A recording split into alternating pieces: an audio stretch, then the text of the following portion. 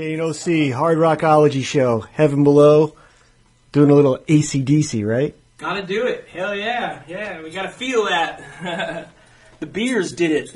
That was definitely the beer o'clock. Yeah. Booze o'clock. I definitely cranked it up to 12 and cracked open a cold one. Hearing that version. If the world's going to end, we might as well be drinking beer and playing AC/DC. Exactly. What else could you be doing? You can't be worried about it ending, right? Yeah. That's the point. Yeah. It's already going to be ending, so just crank up the volume. Worry pop open is a cold. useless. Yeah, exactly. So what's the band got up coming in the next couple of weeks? Yeah, months, we're doing the NAMM show, of course. We're going to be doing our appearances. The BC Rich booth. Everybody knows that BC Rich supports Jesse and I in Heaven Below. I know John is endorsed, as you know, by Schecter Basses. And we're going to get some endorsements rolling for this brand new man right here. And we're going to be doing a show at the House of Blues in Anaheim on the 26th. And there's a bunch of bands. As everybody knows, NAMM has all kinds of bands. I think we're going to be sharing the stage with Stryper, the Christian rock band. Okay. And and the first thing some of our friends said is, "What do you mean, like heaven and hell, like Slayer, and like good and evil?" I was like, whatever. And there's a lot of other good bands, but yeah, that's going to be at the during the NAMM weekend at the Anaheim House of Blues on the 26th. Okay. Yeah. So. We got a new shred video that we're going to have on bcrich.com. They put one out a couple years back, and it's received a lot of hits, and people like to hear us shredding. We got a brand new one promoting the new guitars. We have another new video for Dodging a Bullet, and it's kind of a cutting-edge video. We've been talking about it for months, and when people see it, they'll know why. It looks like a viral video. It's pretty fucking entertaining, and it's almost done. We hope to have that out early next year for Dodging a Bullet. Is it a lot to make a video? Are you guys into making the videos, or is it just too much work? And it's funny. It's a double-edged sword. It's not as bad as it was before in terms of money, and it's definitely cheaper because just like Pro Tools technology, video is the same way. We're blessed. We're in Los Angeles. We have all these great directors and people like our friend. Amazingly talented people. There's all these talented people, from our friend in San Antonio, Dave Castillo. He's a killer photographer, videographer, does tour managing for us. We got to give a shout out to Adam Hendershot. He's an amazing photographer. And Vicente and his brother Fernando Cordero, they have a killer. They did the Mirror Never Lies. We're surrounded by badass people. I think that's why our videos look good. That's what I say. And the Dodging a Bullet video is going to be no exception. It's kind of a cutting edge video. It's not the movie The Matrix or Avatar, but goddamn, it's funny. But it's pretty good. It's really entertaining. Yeah. Well, you had that promo for the new record. That was pretty interesting to watch too. Oh, thanks. When they had all the different band members talk about certain things. Oh, our little EPK. Yeah, that was pretty cool. Yeah, we're blessed. Our bass player John, he does a lot of the graphic design and a lot of that he puts together. He's not just the bass player. And we all get involved. Even Shad has helped out some of the people that have shot bootleg footage and helped them put it together for things we're going to put out. Yeah, and the good thing I liked about it is it's like the perfect time. It's like 9 minutes, so I'm not going to get bogged down. I can watch it, and you get right to the point. We know that everybody wants to go to YouPorn so we make sure it's quick. Before I go there, I'm going to check this out. Or after, when you're done. After. It's usually after sometimes. Yeah, smoke your cigarette and go to heavenbelow.com. Yeah, I'm going to check it out. Exactly. That's awesome. So I just wanted to ask you, I have like a million questions here, but I think we pretty much covered the whole thing. I really wanted to know about the writing process though. I mean, I always wanted to know, you're writing the lyrics, do you have like a notebook you walk around with, or you like go to the beach, do you go to the mall, do you go to your room, or I don't or where does the inspiration come from? All the places you named. Yeah, exactly. In my phone, I have, you know how you have your voice notes in your phone that you can record voice messages? I'll drive in the car, and I'll get an idea, or I'll hear a drum beat or a part from another song, and I'll turn the radio off, and I'll sing it into the car, into my voice notes, and I get it home into my Pro Tools studio, and I start working on it.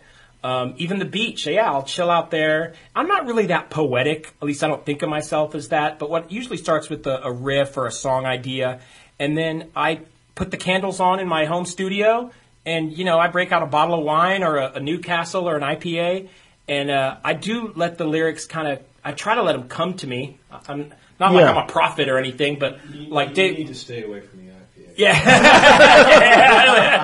Yeah, I think the IPAs might be leading you down the road of those bands we talked about earlier. Exactly, yeah. I just let it come to me, man. The lyrics, like Daylight Dies, that shit came out fast. Uh-huh. I heard the intro, still I count the days and since I survived, and then it just kept going. You have anything, Matt, you want to add? Or are we good? Hello? He's trying to find the man of many talents. Actually, what is that? That's the IPA. Well, I did want to ask you this, like you had the first two bands that you didn't sing in. So all of a sudden, you're the singer in Heaven Below. But like you said earlier, it was like did you eventually knew you were going to be the lead singer of a band? I got tired of dealing with singers.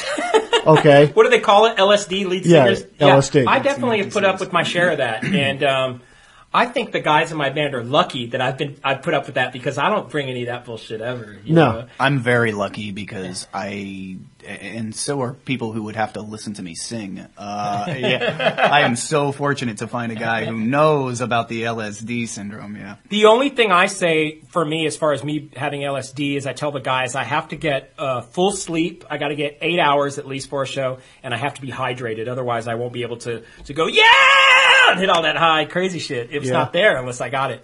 And how perfect is it for your singer to say, "Look, man, I just need to sleep. Leave me alone." Okay, fine. But I've written lyrics in the past, even with Union Underground and stuff, and I would sing on the demos.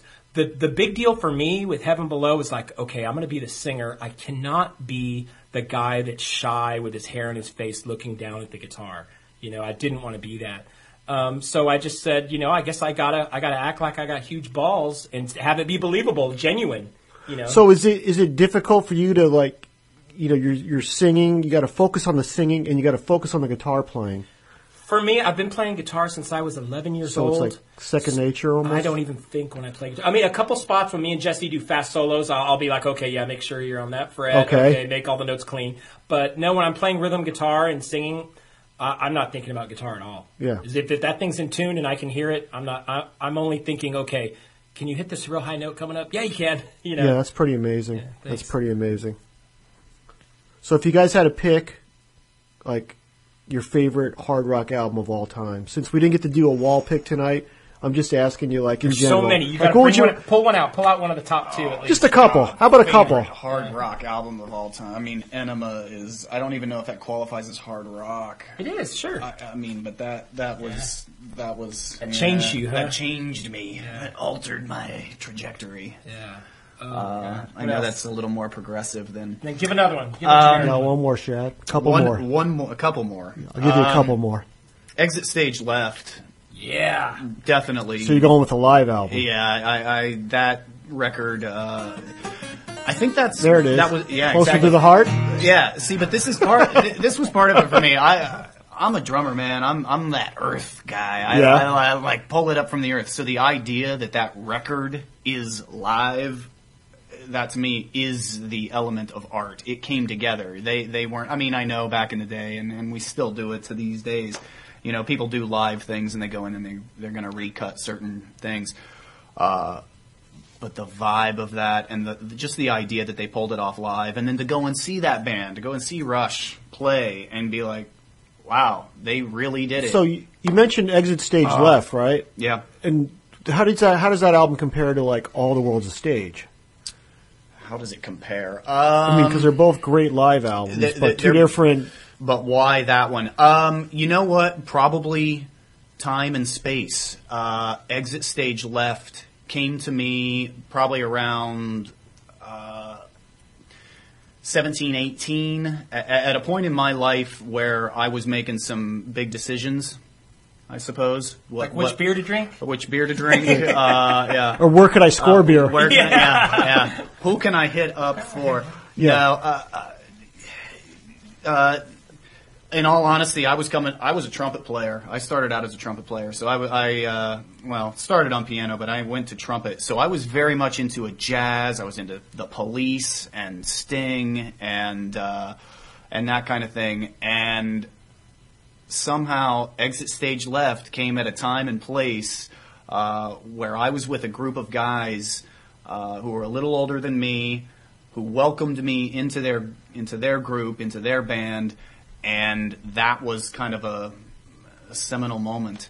And I'll never forget it. You know, I heard that record and I heard what Neil Peart was doing and just thought, oh my God. I don't even know if at the time I knew it was live. You know, I mean, yeah, you hear the crowd and stuff in the background, but like I said, we already knew they were doing things in studio, but something about the energy of that record just captured me, and I was obsessed with it for probably like a year. You know, I just played over and over and over, trying to match every single beat and every pattern. I just wanted to be able to do it. So I don't know if I can tell you why. That's your record. That's the riddle of my life. There doesn't always have to be a reason, but I mean, it's what you like. You go back to it all the time, I take it, right? Yeah, even here we are to this day, all these years later, and I remember that moment. I remember that shift. I can picture myself in that guy's basement, listening to that record and trying to match those beats, and then going and playing certain songs with them.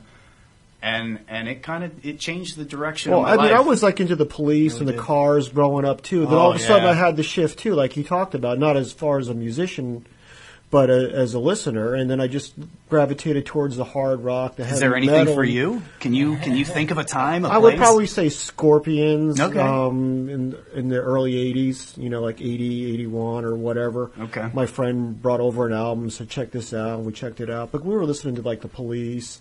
Maybe like Rainbow. Rainbow before Deep Purple, believe it or not. Wow, because Deep Purple wasn't a band in the late 70s. Oh, yeah. But Rainbow was, I mean, listening to Rainbow, it was like the band. And then all of a sudden you realize that Ritchie Blackmore was in Deep Purple. And then you figured it all out. But I mean, there was that same thing for me. It was like, I'm listening to the Police, Split Enz, all this new wave type of music. Then all of a sudden, I'm moving over to the other stuff. Yeah, you brainwashed me. That's what happened, man. And you got sucked into the whole thing. We were 5 years apart, and I'm sitting there trying to get some sleep, and he's pounding his music thing. I'm sort of going, banging on his wall, going, "I'm trying to sleep." But what happens is, you know, years later, all this shit was ingrained in my head, like Sweet. UFO, I mean, Scorpions, I mean, I could go on and on and on with the list. In every cell of your body. And then I'm sitting there going, and then I find myself gravitating towards this record collection, flipping through their Tigers of Pain Tang, and all this other Riot, you know, and I'm sitting there going, why am I drawn to this stuff? And sure enough, that's what happened. And I mean, and there's four of us, there's four brothers, and the two of us are probably the most alike, music wise, and everything else. And our other two brothers, well, you know, one country and the other, you know, he's up in Seattle doing his thing, but he embraced like kind of like the Poison and that kind of genre of music. He doesn't like the heavy music as much as we do. No, I mean, that's primarily what happened with me. It's just something that got ingrained, and even Air Supply of all bands. I mean, you don't mention Air Supply. You don't mention. Oh my God! I was going to bring that up. I was going to say you should do like a cover song before we get to your pick. Yeah. Of like the Partridge Family, like I woke up in love this morning. I was like thinking about this today. I know, but you got to go and find it and listen to it. And I'm like, that would be the perfect Heaven Below song. Heaven Below it. Yeah, and then Heaven Below, and just go, that sounds challenging. This morning. I like that. I mean, if you go back and try to find it on YouTube or whatever, you've heard the song. You've had to have heard it. Right. But I mean, just something like that, like a cheesy band, and just Heaven Below it up, and then just make it like a full metal. I might have to accept the challenge. Hey man, I think it's been presented. That would be like a totally like Air Supply too. Air Supply too. Air Supply is great. Yeah, just like Lost in Love. What's a famous Air Supply song? Oh God, I can name All Out of Love. All Out of Love. So I think of like a dentist office or like a Denton commercial. Yeah, but if you Heaven Below it. Yeah, if you Heaven Below. Just like metal it up a little bit. Or Lost in Love. What else is there? Lost in Love. Chances are. Was Cartman singing a? He sang Air Supply. Eric Cartman from South Park every time through. Yeah. It's like Heaven Below it up, and the fans will like go crazy. Oh, they play that Air Supply song at their show. It's like awesome. They might get beat up. Or Making Love at Nothing at All. That'd be kind of a cool song. Making Love out of Nothing at All. That'd be a kick-ass song. Yeah, that's the one that the guy from Meatloaf wrote, Jim Stein. Oh, okay. Yeah, so. All right, so now it's your turn. Another big moment. We have Rush, Exit Stage left. Exit Stage left. Now the drum roll. Give him a drum roll for this.